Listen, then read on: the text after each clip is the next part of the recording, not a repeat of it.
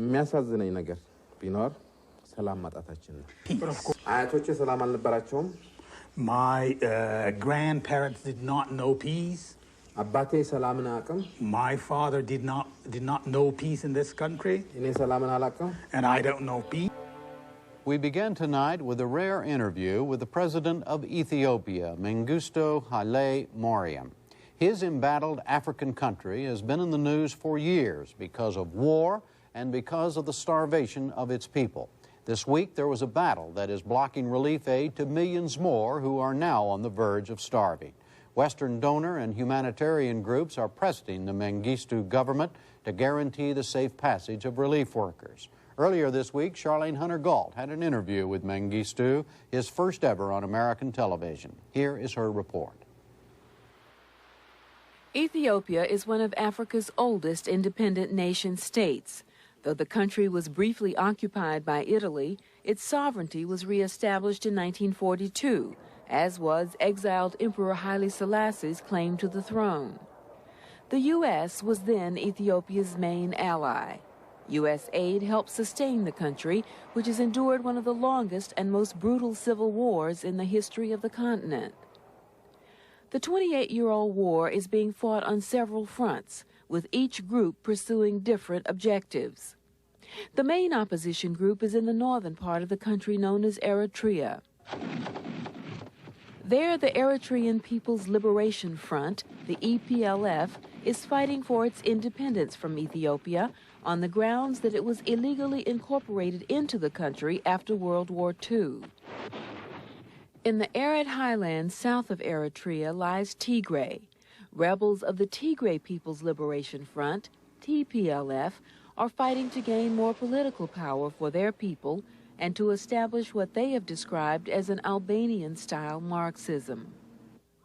For many years, the world took little note of these conflicts, but in 1984, the eyes of the world focused on Ethiopia following reports that thousands of people were dying from a severe drought.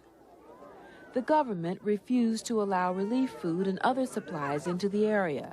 Officials said they were concerned that the supplies would end up in rebel hands. An unprecedented international effort helped end the crisis, but only temporarily. Once again now, drought and war threaten the lives of millions.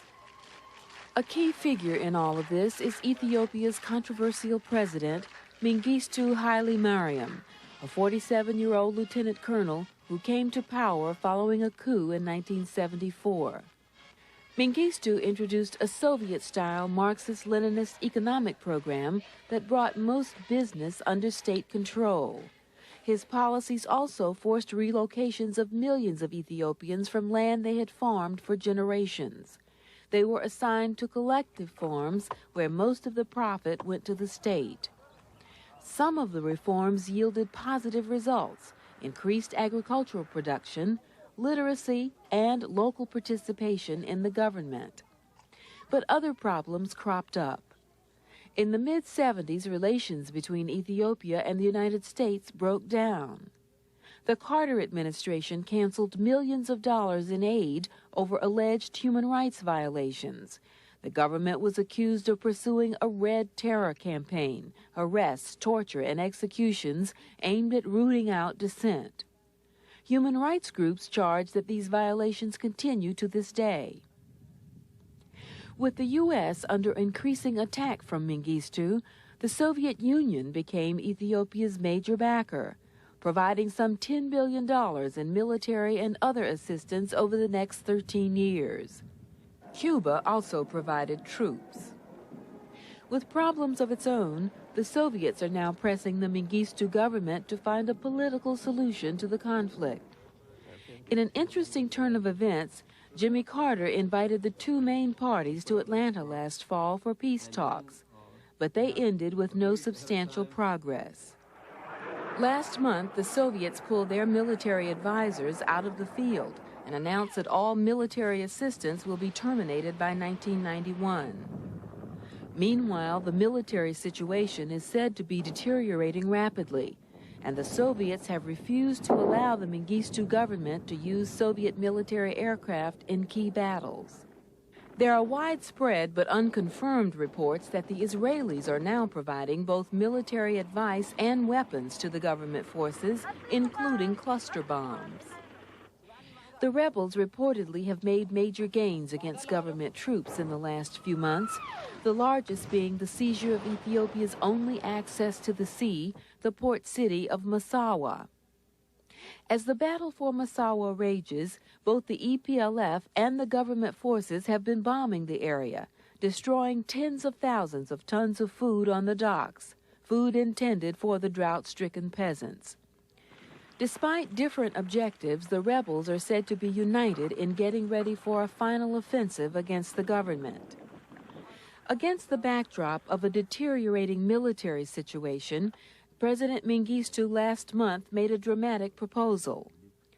Seeming to concede that socialism had failed, he announced plans to move to a mixed economy.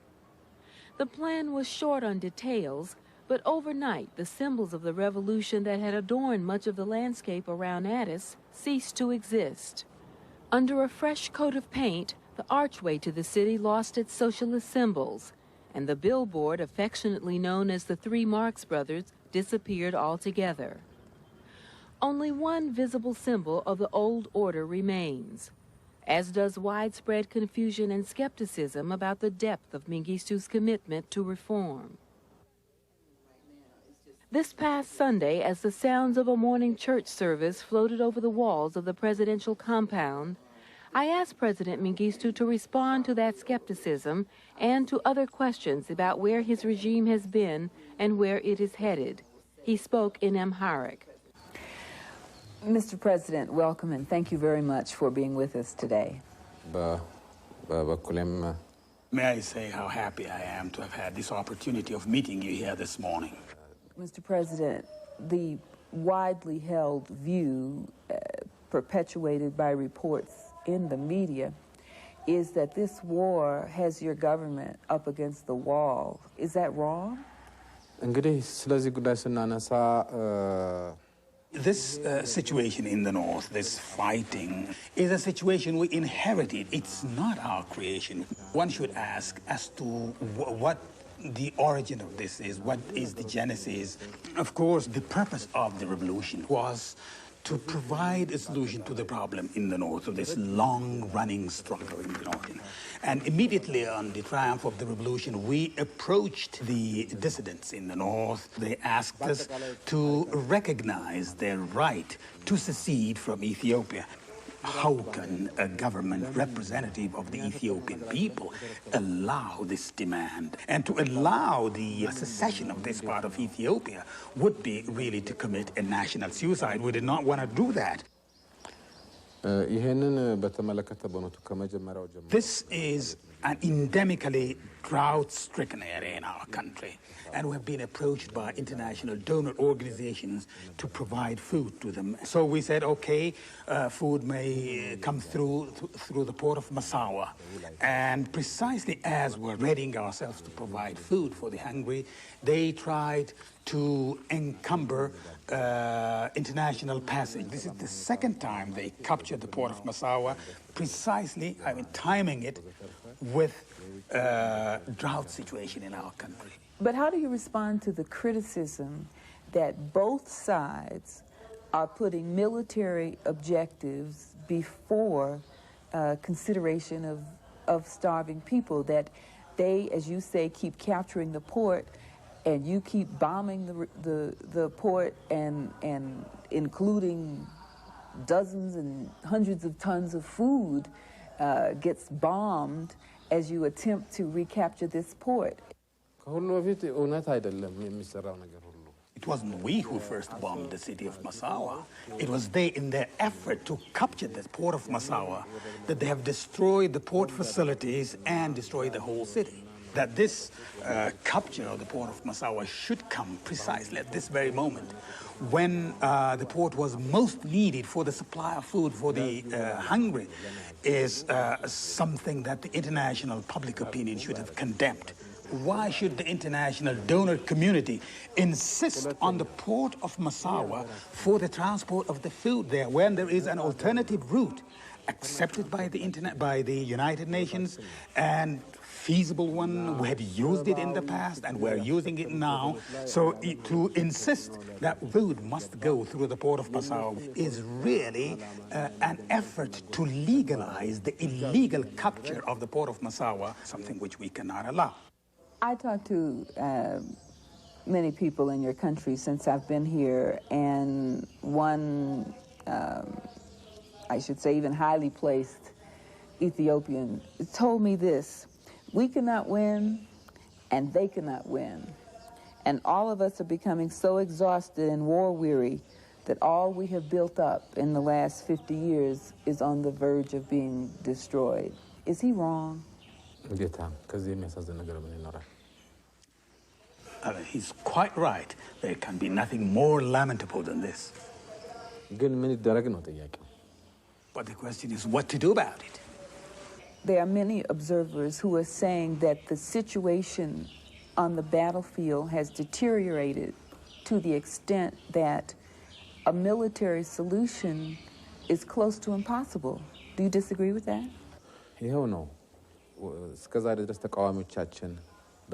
Our option had never been military, and we firmly believe that the solution lies in a peaceful dialogue in the problem in the north. So our opponents never thought that would be forthcoming. The most anomalous thing in this, that they have begun to harden their position to become more intransigent. The talks started only at the initial stage. I mean, only the preliminaries. The talks got stalled now because they didn't want to continue. So you're saying there are no new elements now in the equation? So there's a new element, and because of their intransigence and inflexibility. The overwhelming impression is of a country that is impoverished, people who are starving, and political forces that don't really care. How do you counter that image? Does that worry you? The perception the world has of Ethiopia is not really the real perception it ought to have, given the mass media and the communication facility. In the first place, let me say we're not fighting only with these people who are directly opposing us. With all the sophisticated weapons and with all the medicines and whatever it needs, where does it get it from? Definitely it must be from forces, strong forces behind it that are providing it. And we're fighting against these forces. Which countries are you specifically referring to? Well, some of these countries have even, far-reaching plans to destabilize some African countries. And it is some Arab countries of the region. Of course, it's not all of them. I mean, some of these Arab countries. Libya. For example, Libya is spearheading this, and others. Some of them are providing arms, and the others are providing funds, and so they are involved in this hostile act in one way or another. But in that connection, there's a whole new concern arising with the Soviets pulling out of Ethiopia and ending its support to you. There are reports that Israel is now stepping in to fill that breach, and that because Israel is stepping in to fill the breach in your country, the Arabs are responding to appeals from the opposition forces. This allegation is entirely baseless. There is no truth in that we're trying to replace the Soviet Union with Israel, and that we have entered into a military pact with Israel. There is absolutely no ground for that. Your recent dramatic announcement of a new economic reform program which moved away from Marxism came as a surprise to many people. What was the objective of the socialist revolution in the first place, and what went wrong? ይሄ እንግዲህ የምርቱ Ethiopia has been basically a mixed economy. And to give you a figure, 70% of the Ethiopian economy is privately owned, and 30% of that is owned jointly by the government, by the state and cooperative sectors. እና ይሄ የህብረተሰቡ አሰፋፈር On the whole, agriculture in our country can be said to be really very primitive. So we thought that it's only by meeting some prerequisites that we can introduce a degree of modern agriculture in the country. That is, first of all, to settle the people, to regroup peasants in a specific area so that we could get all things very easy, get things through to them very easily. It was a non-ideological approach to introduce modern agriculture and modern technology rapidly in the rural area. Of late, we have discovered that this did not help productivity. But specifically, what are you planning to do? People are waiting for, what is the next step? Because they, as I said, remain skeptical that you have announced reforms, but that the specifics of exactly how you plan to implement that are still the source of some confusion. እንግዲህ በባህሪው ራሱ ዴሞክራሲያዊ ነው ብያለሁ. Quite honestly, in the past there was nothing we did to promote the private sector, but now we've come out in grand style to provide all types of assistance that the private sector would wish to have in order to develop agriculture and legal protection and so on. And then as far as the cooperatives, this law would provide that if the peasant farmers would like to continue as cooperative, they may do so. And if they don't, the law would provide that they can disband themselves and set up as private peasant farmers. How would you rewrite this chapter of Ethiopian history? A chapter which often refers to you as the cruel dictator, Mengistu, a man who refuses to allow political expression, who's, brutally suppressed dissent, and who is indifferent to human life. How would you rewrite that chapter? A man of the type that has been made of this image in the first place would not be qualified to come to power in Ethiopia. My personality, my nature is judged by the Ethiopian people. What is paramount for me, as it is for the Ethiopian people, is the unity of the country, the sovereignty of the country. And I'm not ready to compromise on that. So I personally do not want to see anything, die, to kill anything, not even an insect. I really do not want to step on that. But the truth is that I am not ready to compromise on the supreme interest of the Ethiopian people. How soon do you plan to put your government before the people? Do you plan, as you proceed with economic reform, to open up your system so that the people can vote? The armed forces elected me to come and assume power, to take over power, precisely at the moment when the country was plunged in the deepest of anarchy. It was a time when the country was encircled by enemy forces. So its days of disintegration were numbered. So I was elected to take over power at my absence.